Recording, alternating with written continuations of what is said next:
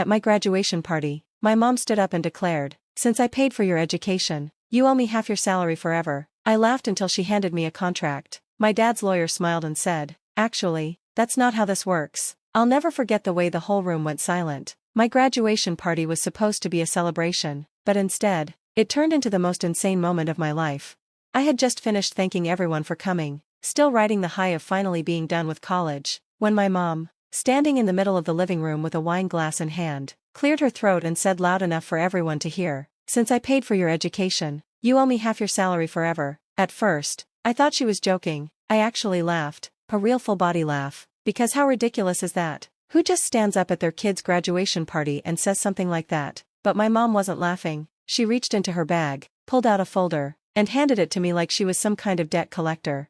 "You can laugh all you want," she said, her voice sweet but firm, "but I had this drawn up a while ago. It's legally binding." I opened the folder, still thinking there was no way this was real. Inside, I found a detailed contract outlining every expense: tuition, housing, textbooks, even gas money and the food I ate during holidays. On the last page, there was a clause that made my stomach turn. If I refused to sign, my mom reserved the right to take legal action against me for failure to reimburse a personal loan. I swallowed hard. A personal loan? She had never once mentioned that the money was a loan. I had asked her multiple times before committing to college if she was okay covering the costs, and every time, she had smiled and said, "It's an investment in your future."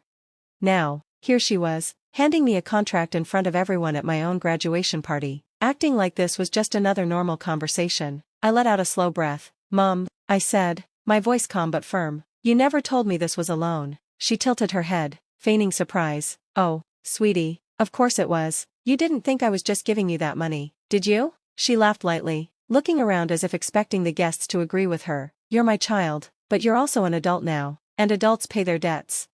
I stared at her, my heart pounding. Then, from the corner of the room, my dad finally spoke. "Well, actually," he said, motioning toward the man standing next to him, "that's not how this works." All heads turned toward him. His lawyer, a sharp-dressed man with graying hair, stepped forward, adjusting his glasses as he held out a folder of his own. "Miss Carter," the lawyer said, addressing my mom formally, "we were made aware of your contract a few weeks ago, and after reviewing the details, I'd like to clarify a few things for your son before he makes any decisions."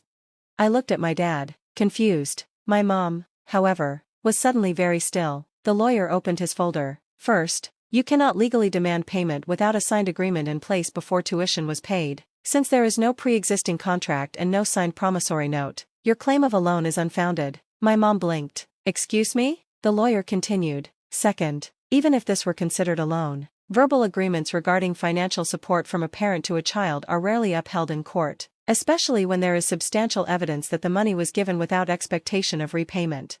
I felt my breath catch. Oh my God, Dad knew. Dad had seen this coming, and he had prepared for it. My mom's face darkened. "That's ridiculous," she snapped. "I have proof. I have emails, text messages, I've reviewed them." The lawyer interrupted smoothly, "And none of them state that your son was required to repay you. In fact, multiple messages show you reassuring him that you were covering the cost as a parent, not as a lender." The color drained from her face. My dad crossed his arms. "So," he said, "if you really want to go to court over this, we can, but I don't think you'll like the outcome." The tension in the room was suffocating. My mom opened her mouth, then closed it. She looked around the room, realizing that everyone had just witnessed what happened: her friends, her coworkers, our relatives. They had all seen her try to ambush me with a legal contract, only to get shut down immediately. I could see the panic creeping into her expression. She had thought she would corner me into signing. She had thought I'd be too embarrassed to argue in front of all these people. She hadn't expected my dad to be 10 steps ahead of her.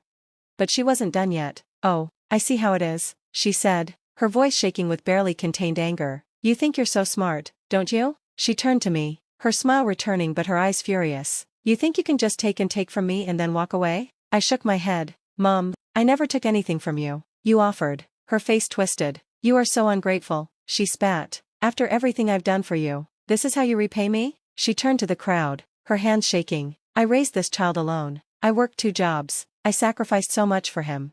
My dad scoffed. "You had full custody and refused to let me help. Don't act like you did this alone." The room felt frozen in time. That was the moment it clicked. This wasn't about money. It was about control. My mom had always used money to keep a grip on me. She had made me feel like I owed her something, like my entire existence was a debt I had to repay. And now that I was finally free, Now that I had graduated and could start my own life, she was trying to pull me back in, and she was losing. Her hands clenched into fists. She turned to me one last time and hissed, "You'll regret this." I didn't even have time to respond before she grabbed her purse and stormed out of the party. The second the door slammed shut behind her, my legs nearly gave out. I felt my dad's hand on my shoulder. "You okay?" I exhaled, my hands still shaking. "I don't know." My dad gave me a small, knowing smile. "Don't worry, this isn't over." And he was right, because my mom, she wasn't done yet, and the next thing she did? It was so much worse. My mom stormed out of the party, humiliated, but I knew she wasn't going to let it go, and I was right, because just 2 weeks later, I got a letter from a lawyer, the lawsuit. At first, I thought it was junk mail, but when I saw the sender's address, my stomach twisted. It was a demand letter from a lawyer my mom had hired, claiming that I owed her a total of $176,000 for educational expenses and associated costs, and if I didn't pay, she was threatening to sue me. I stared at the letter, barely able to breathe. She had actually done it. She had actually gone to a lawyer and tried to take me to court. I called my dad immediately. When he saw the letter, he didn't even look surprised. "I figured she'd try something like this," he said, shaking his head. "She doesn't know when to stop." That's when his lawyer stepped in again. "She doesn't have a case," the lawyer reassured me, "but if she's determined to drag this to court, we might have to counter it in a way that ensures she never tries this again." I swallowed hard. "What do you mean?" The lawyer gave me a small, knowing smile. "We're not just going to defend you," he said, "we're going to hit back." Digging up the past, my dad had stayed quiet during most of my childhood. He and my mom had a messy divorce when I was little, and she made sure I stayed as far away from him as possible. She told me he didn't care about me. She told me he never wanted to help. She told me she had to do everything alone. That was a lie, because when we started preparing our counter case, my dad showed me bank statements, emails, and legal documents from years ago, proof that he had sent her thousands of dollars in child support and attempted to contribute to my education. And every single time, she rejected it. She wanted full control over me. If he contributed, she'd lose the power of saying, "I did this all on my own." And now, she was trying to extort me for money she had refused to take from my dad in the first place. The counterattack. When her lawsuit officially landed in court, my dad's lawyer didn't just file a defense, he filed a counterclaim. We sued her back for fraud, emotional distress, and misuse of funds. See, during our investigation, we discovered something that made my blood run cold. My mom hadn't even used all the money she claimed she spent on my education. Yes, she paid for my tuition, but the numbers didn't add up, because during those 4 years, she had taken out additional student loans in my name, ones I never knew about, loans that were way more than my tuition actually cost. She had been pocketing the extra money, and when we presented that to the court, everything fell apart for her. The final blow. The case dragged on for months, but in the end, she lost. Not only did the judge throw out her case against me, but she was ordered to pay back every penny of the fraudulent loans she took out in my name. She tried to argue, tried to cry her way out of it, but the evidence was airtight, and when the verdict was read, she looked at me with pure hatred. "This is your fault," she hissed. "You betrayed me." I just stared at her, finally seeing her for what she really was. "You did this to yourself," I said. The aftermath. She went completely off the rails after that, tried to call me, text me, beg me to reconsider. Then, when that didn't work, she started telling everyone that I was a selfish, ungrateful son who had sued his own mother. She told her friends, our relatives, even my old teachers, but the truth was out, and no one believed her anymore. Her reputation ruined, her finances a disaster. She tried to appeal the case, but she didn't have the money for another lawyer. And I walked away free from the guilt, free from the manipulation, free from the debt she tried to trap me in, and for the first time in my life, I finally felt like I could breathe. She lost, and not just in court, she lost everything, her case, her reputation, her financial security, but even after that, she still couldn't let it go, because people like her, they don't stop until they have nothing left to lose.